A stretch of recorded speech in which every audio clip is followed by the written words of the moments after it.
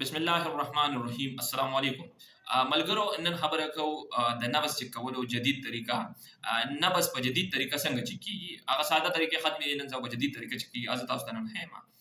خپل موبایل کې به راشئ، سټاپ واچ به راواړوئ.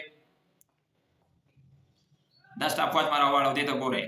دلته کې به سکندونه اوړي، دلته کې به چې تاسو د کوم کس نبض چک کوئ، نبض په کوم وخت کې چک کولی کېږي چې کله تا ته څوک ووایي چې یاره زه خو داسې یېرېږم او دا زړه مې ډېر زیات درزېږي، نو هغه ټایم کې به دغه سړي چې کوم دی تاسو نبض چک کوئ. په څه طریقه به یې چک کوئ؟ دې طریقې ته ګورئ. اول یې ته په ساده طریقه ښیم، کوم ملګرو ته ساده طریقه نه وي یاده، په هغې درته ښیم چې څنګه چک کېږي. صحیح ده.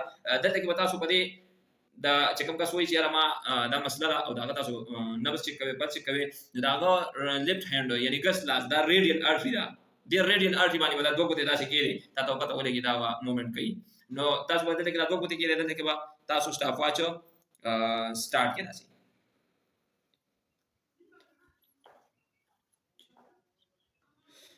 ټیک شو. دا یو منټ پوره شو. د دې ملګري پل چې کوم دی پوره 81 پلس رالو، 81 پر منټ. اوس یې درته جدید طریقه ښیم چې جدید څه طریقه ده. جدید طریقې دا طریقه ده چې دلته کې به تاسو سټاپ واچ خپل ریسیټ کړئ، دلته کې به په سټارټ باندې کلیک کړئ. 15 سیکنډ ته چې کله ورسي، دلته کې به تاسو یو سیکنډ سټارټ کېږي، د هغې سره سره ورته دلته کاونټینګ هم شمارل به هم شروع کړي چې یاره دا څومره دا کېږي، کاونټ کېږي که نه. نو زه دلته کې شروع کوم.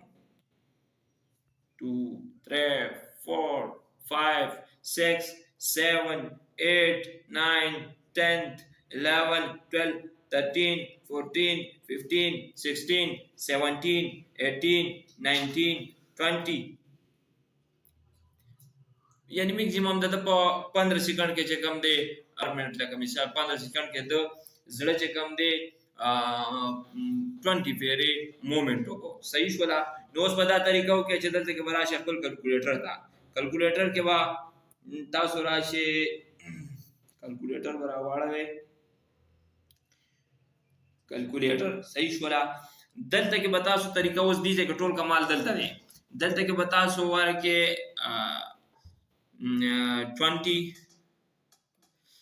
ضرب 4 20 ضرب 4 به ورکړئ از ایکول ټو تاسو سره به 80 پر منټ راشي. صحیح شوه. صرف په 15 سیکنډ کې. ټیک ده.